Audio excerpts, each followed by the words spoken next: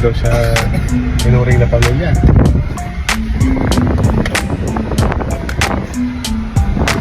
Papakita ko naman yan sa sa buong mundo. Nananakit yung batang yan. Papakita ko to paano para aanin siya ng pulis.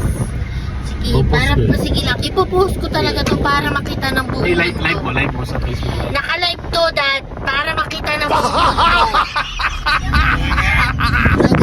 Ganyan pala yung batang yan nananakit.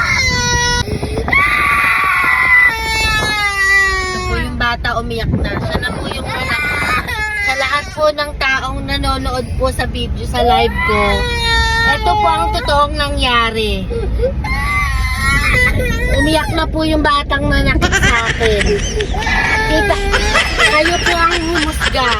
Kitang-kita nyo na po kung paano po sinaktan ng anak yung kanyang nanay. Sinuntok po ako, sinuntok niya po ako. Ganun po sinuntok po niya ako. Ano po bang pwede namin gawin? Siya po ang umiiyak pa, pero siya po ang nanuntok. Makikita nilang lahat.